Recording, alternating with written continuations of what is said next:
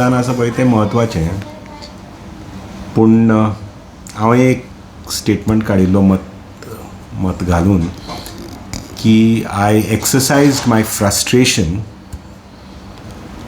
because the sanctity of my vote in Goa has been stolen a long time ago.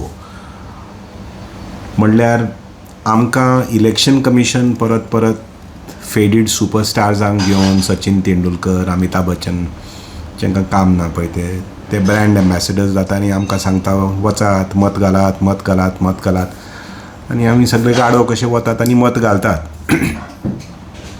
आनी शेवटेक ज्या मनशाक आमी मत घालता पळय ते, ज्या पक्षाक आमी मत घालता पळय ते, इलेक्शन रिजल्ट डिक्लेअर जावन गोंयांत तर आमी पळयलें आतां जालें ह्या 10 वर्सां न्ही, जालीं 30-40 वर्सां. मत जालें की तो जो निवडून येता पळय तो जालो राजा, तो पयशे घेता, तो मिनिस्टरशीप घेता, मतदारसंघाचे सामकी फकाणां मारून उडकी मारता दुसऱ्या पक्षान. हें आतांच न्ही, 10 वर्सांनी, हें जालें आतां 40 वर्सां. काँग्रेस टायमारूच जातालें, आतां BJP टायमार चड जालां तें, चड पयशे ओत्तात BJP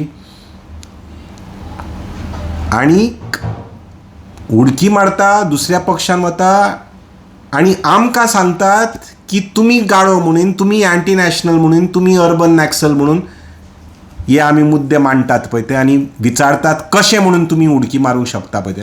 आमकां डिवेलपमेंट करपाक जाय आनी कितें करपाक जाय. सो म्हाज्या प्रमाणे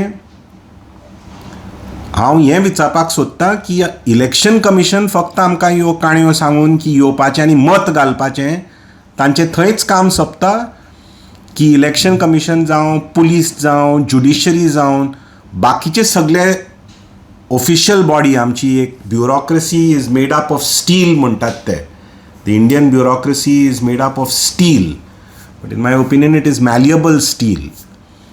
सो हे सगळे आमची एक्झिक्युटीव जी आसा पळय ती, ज्युडिशरी जी आसा पळय ती, इलेक्शन कमिशन ऑटोनॉमस बॉडी आसा पळय ती, what are they doing for 5 years to see that the sanctity of my vote as an ordinary citizen is respected? That is what I want to know.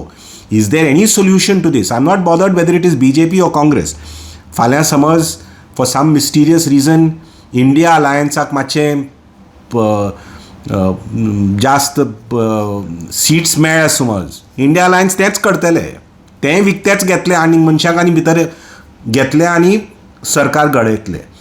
So the point is whether you are a BJP voter or NDA voter or you are an India voter, it doesn't matter.